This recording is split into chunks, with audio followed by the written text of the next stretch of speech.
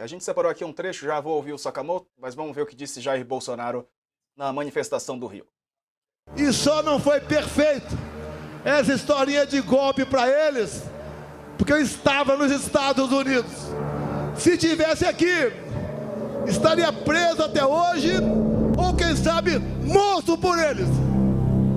Eu vou ser um problema para eles, preso ou morto. E houve sim mão pesada do Alexandre de Moraes por ocasião das eleições de 22. Tinha um velho problema e resolvi com o Kassab em São Paulo. Ele está ao nosso lado com a sua bancada para aprovar a anistia em Brasília. Quem estava lá em cima era o Cláudio Castro, governador do Rio de Janeiro, Sakamoto. E a Polícia Militar estimou 400 mil pessoas nesse ato. A USP, 18 mil. A Datafolha, cerca de 30, 40 mil pessoas. 400 mil, Sakamoto? A gente que já acompanhou, sei lá, em Copacabana teve show da Madonna há pouco tempo, né? Dá para ter uma estimativa ali do público, quadras e quadras, né, de pessoas. Enfim, parece que inflaram, né, esses números. Boa tarde. All News da O tarde áudio, o áudio. desta segunda. Tá desligado. Eu tô falando. Ah, agora chegou aqui. Não sei se Eu era aqui. ouço bem, Léo. Aqui não estava saindo, acho que no ar também não. Agora vai. Boa tarde, Sakamoto. Não, eu Boa tô tarde, ouvindo, Diego. eu tô Boa tarde, ouvindo. Raquel. Opa, boa tarde a todo mundo que nos acompanha aqui nessa tarde de segunda-feira. Diego, é aquela coisa, né? O pessoal, o bolsonarismo precisava daquele evento arrasa quarteirão, precisava de uma somatória de Madonna, Lady Gaga, Rolling Stones, assim, para chegar no Congresso Nacional e falar: olha, tamo com potência, tamo aqui, ó, carregado de público para vocês sentirem. Vocês vão ser contra a anistia? Mas, na verdade, a realidade foi outra, né? Então, o que acontece? O grupo, o Monitor do Debate Político, né? Ele que estava antes na USP e agora está no Sebrap, que é outro centro de pesquisa bastante reconhecido no Brasil, calculou em cerca de 18 mil no ápice. O Datafolha calculou em cerca de 30 mil também, né, no ápice. Você tem números relativamente, tem as margens de erro, etc e tal, mas a grandeza de um está mais ou menos próximo da grandeza do outro, né? Agora, isso é totalmente diferente, né, do que calculou a Polícia Militar do Estado do Rio de Janeiro, controlada por ninguém mais, ninguém menos que Cláudio Castro, bolsonarista do PL, que se elegeu, inclusive, graças a Jair Bolsonaro, que já fez o quê? Ah, mas multiplica por não sei quanto, taca aí 400 mil pessoas. E aí o que acontece? Qualquer criança, né, nem se somando as pessoas que estavam na praia, né, curtindo o domingão de sol, dava 400 mil almas, gente, né? E aí você vai pegar várias pessoas, a Amanda Rossi também, repórter investigativa aqui do UOL, também fez o cálculo, não fecha, precisaria de quase 20 pessoas por metro quadrado para chegar no número que o bolsonarismo deu, né? Ou seja, não é o caso, né? Não foi o caso, isso é quase que é uma impossibilidade técnica, né? Era mais de um corpo ocupando o mesmo lugar no espaço.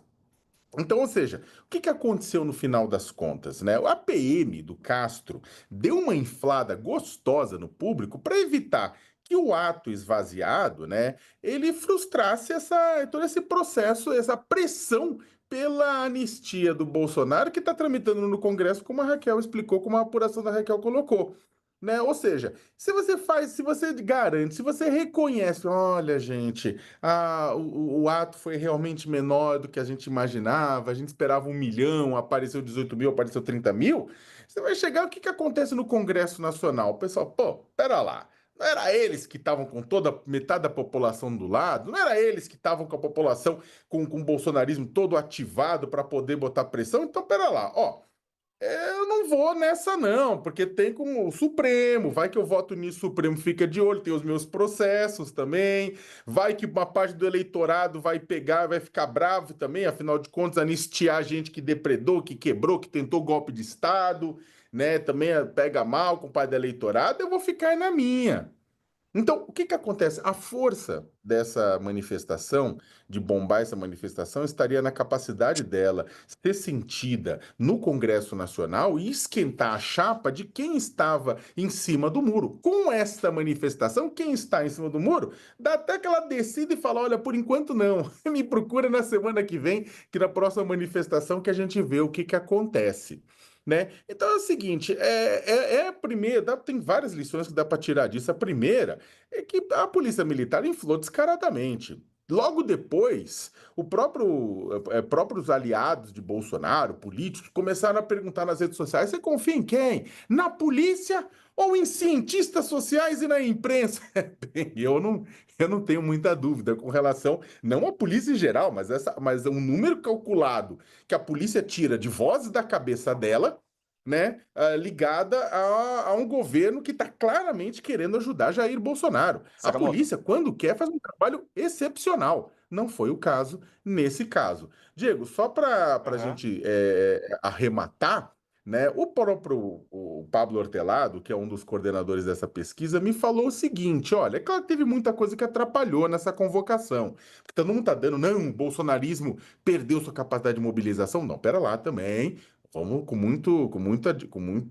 muita calma nessa caminhada, né? Ele falou: olha, tem que vir confusão na organização, estava-se na dúvida se faria vários atos pelo Brasil e depois decidiu se fazer no Rio de Janeiro, isso pode ter atrapalhado. Estava-se querendo fazer um ato forte contra o Lula e a anistia junto, o Bolsonaro e o pessoal preferiu fazer mais anistia do que contra o Lula. E aí, ato para defender a anistia chama muito menos do que um ato para derrubar governo, né? Por exemplo, para pedir para ser contra o governo. E isso ajuda. Agora, precisa de várias manifestações flopadas para dizer que o bolsonarismo perdeu sua capacidade de organização. De qualquer maneira, mesmo com a popularidade baixa do Lula neste momento, a questão para os congressistas é: vale a pena lutar pela anistia de uma pessoa com risco de se queimar junto à opinião pública, se nem os seguidores dessa pessoa se mostraram empolgados de fazer o mesmo?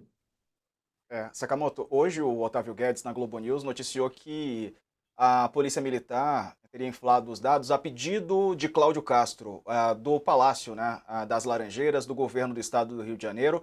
Porém, o governador nega, né, essa ordem. Então, é isso, né? A É, informação que circula é ele essa. vai, né? Mas aí é óbvio, né? Tipo, e essas duas coisas, né? Eu achei ótimo que o Otávio, sempre muito bem antenado, né? Trouxe, né, essa informação, mas neste caso estava bem descarado também, né? O caso que a PM não ia fazer isso gratuitamente, assim. É claro que ela tem. Quando a PM não precisa fazer algo, ela fica quieta. Tem um monte de vezes que a PM não gera números, né? E no Brasil, em São Paulo, no Rio de Janeiro, em vários lugares, fica de boas, né? Agora, quando há um número desse tamanho e um número que descaradamente está fora da realidade, né?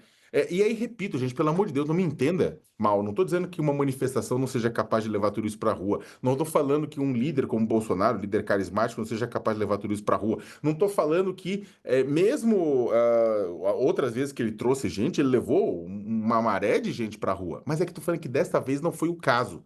E aí fica mais descarado ainda. Se a polícia tivesse tacado, Diego, 100 mil, 150 mil, ia ficar menos descarado. O 400 mil, quase meio milhão, é que fica difícil de engolir, né? Fica. E o Tarcísio de Freitas, né? Vamos ver o que ele disse também nessa manifestação, governador de São Paulo. O que eles fizeram? Usaram batom? Num país onde todo dia a gente assiste traficantes indo para a rua, onde os caras que assaltaram o Brasil, os caras que assaltaram a Petrobras, voltaram para a cena do crime, voltaram para a política, foram reabilitados. Está certo isso? Está certo isso? Parece haver justiça nisso? Então é correto que a gente garanta a anistia daqueles inocentes que nada fizeram. E nós vamos lutar, nós vamos garantir isso. Nós vamos garantir que esse projeto seja pautado, seja aprovado. E quero ver quem vai ter coragem de se opor. Raquel, você tem apuração sobre o Tarcísio, né? Olha, Diego, eu estava conversando, porque bastante gente foi às redes sociais criticar o governador de São Paulo de ter ido esse ato pró-anistia. Então, o João Amoedo, que foi um dos fundadores do Novo. Agora, eu também fui conversar e estava conversando com gente muito experiente na política, gente ligada ao empresariado, ligado a banqueiros, que tem uma preferência aí pela candidatura de Tarcísio de Freitas. E a avaliação é que Tarcísio perde um pouco entre as pessoas que são ali mais do centro e são contra a anistia, mas que ele não tinha muitas alternativas e ele acaba saindo fortalecido dessa história. Vou explicar por quê. Ele teria que ir para se posicionar como um candidato da direita. Ele precisa do apoio de Jair Bolsonaro. Jair Bolsonaro, a avaliação é que ele deve abrir caminho para Tarcísio de Freitas ser o candidato, porque ele não vai, ele vai querer ou não ir preso, ou Bolsonaro, tá? Bolsonaro vai querer ou não ir preso, ou pelo menos diminuir sua pena.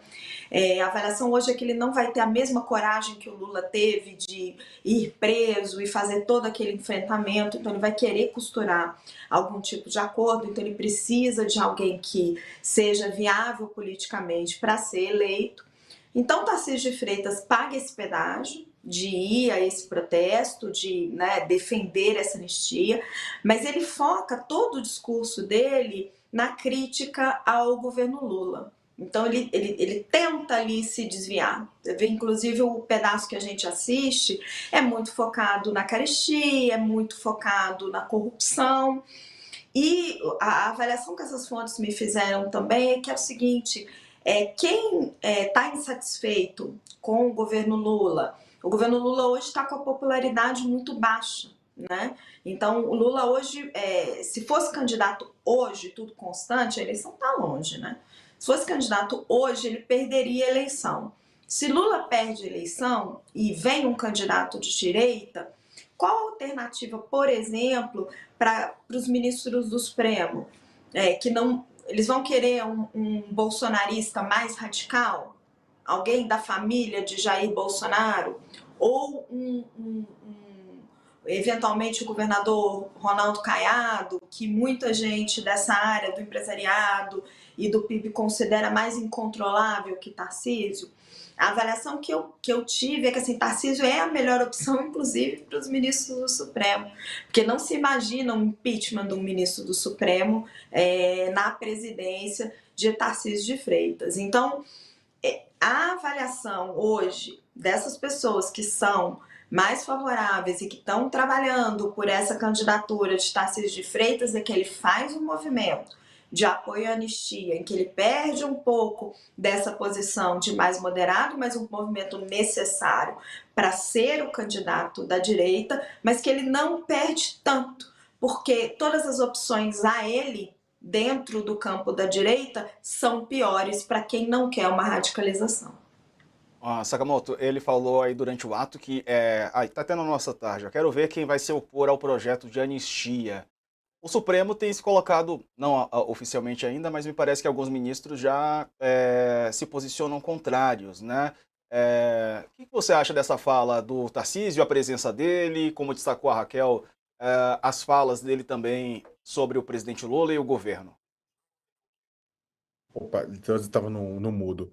Olha, ô Diego, a parte que o Tarcísio ele fala da questão de todo esse processo de golpe de Estado, eu achei lamentável, né? Um governador que quer se colocar, mesmo à direita, mas como algo diferente de Bolsonaro, ele manda muito mal. A gente sabe, é claro, a gente não é ingênuo, a gente sabe da necessidade política dele de herdar os votos do bolsonarismo e, ao mesmo tempo, conseguir conquistar os votos mais ao centro, né, para poder disputar uma eleição à presidência da República. Mas ele não precisa agredir a democracia para isso.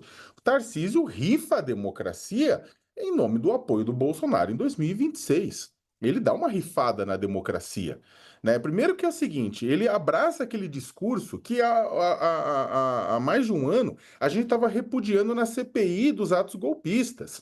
Aquele discurso que quer tentar menosprezar, quer tentar passar um pano gigantesco no 8 de janeiro de 2023. Ele pergunta, o que eles fizeram? Foram até irônicos, ele falou, usaram batom?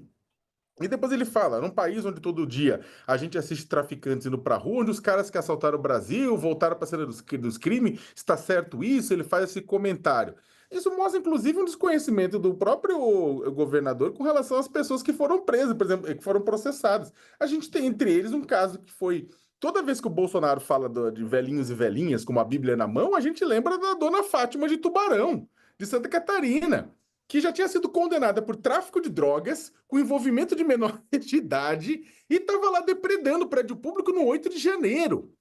Sabe? Ela é uma das processadas, uma das várias que tem BO, na verdade, nas costas.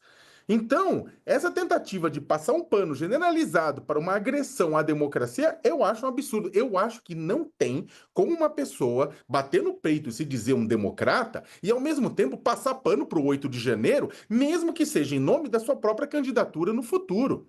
É claro que Tarcísio não é Bolsonaro, mas Tarcísio não precisa abraçar os princípios equivocados de Bolsonaro nessas horas. Não precisa. É um realpolitik porque é o seguinte, é claro que defesa da democracia não dá voto. Na defesa da democracia, a gente sabe, não vai dar voto no final das contas. Dar voto no final das contas, são outras questões, custo de vida, crescimento econômico e tantas outras coisas nesse sentido. Só que, no mínimo, as pessoas carregam biografias, as pessoas carregam suas próprias biografias e carregam seus nomes. É extremamente negativo para a biografia de Tarcísio ele ir para o alto do carro de som, mesmo que não tenha se vestido de amarelo para dar aquela contornada e ido de azul seleção, né? Para, na verdade, fazer na defesa de Bolsonaro, acaba fazendo uma apologia ao que foi uma tentativa de golpe de Estado. Não dá para menosprezar. Qualquer pessoa que menospreza o 8 de janeiro está fazendo apologia, sim, à tentativa de golpe de Estado. Né? E aí é o seguinte, eu acho que o Tarcísio, como líder de oposição que ele pode criticar e bater no governo Lula e bater no governo federal à vontade. Isso aí, essa parte, falar contra a esquerda, falar que dá para melhorar a vida, que a inflação tá cara, que isso aí faz parte do discurso político. Tem gente que fica bravo, mas faz parte, é parte do jogo. No que pesa, é claro. Não dá para esquecer que o Bolsonaro, inclusive, era chamado de Bolsocaro há alguns anos por conta da explosão de preços no seu governo, teve inflação de mais de 10% num ano e tudo isso mais. Então, no que pese isso, né? Mas o Tarcísio pode fazer isso. O que eu acho extremamente preocupante, Diego, é um governador do estado economicamente mais relevante do país, do estado demograficamente mais populoso do país, né? Abraçar esse tipo de coisa. O Brasil precisa de democratas independentemente da coloração política, Diego.